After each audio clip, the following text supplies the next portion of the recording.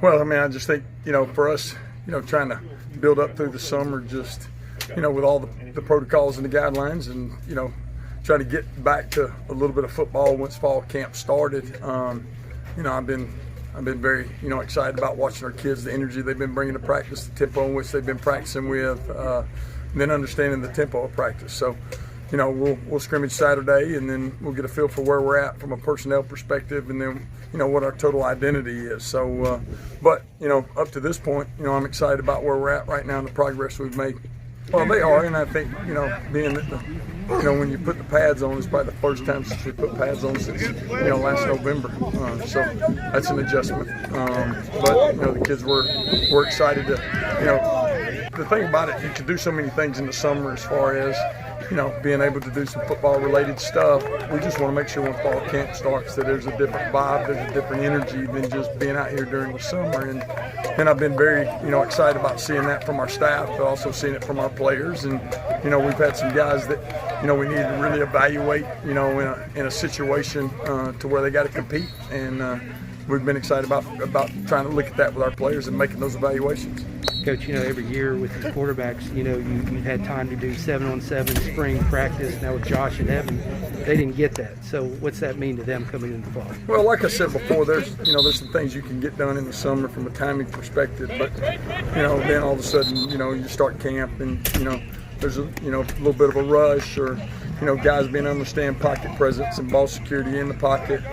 Those are things that you only get to do when football comes around.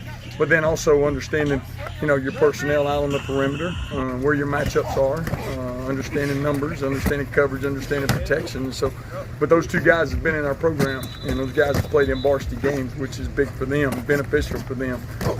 And I like the direction in which they're both going and the way they're working and the adjustments that they're making. Coach Nib's done a really good job with those guys, coaching them up, getting them understanding every facet of what we're doing from an offensive perspective, not just not just the primary read, but understand the secondary read, understanding my yes no's, but also at the same understanding what our matchups are. Having a senior class, and those guys missed out on the spring, missed out on the 7-on-7s. Now you're thought you were going to Atlanta to play a team in Georgia. Now you're playing Dothan here.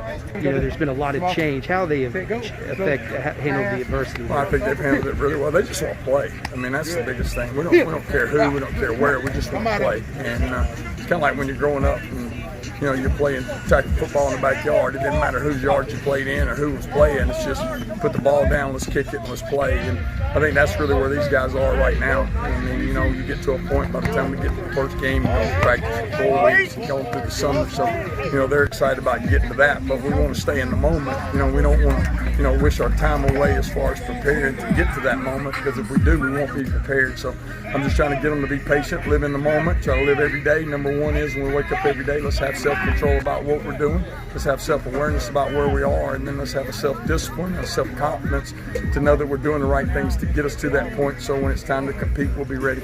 You think when August 21st is here and they get out in the field pregame, you think there's going to be a little different in them?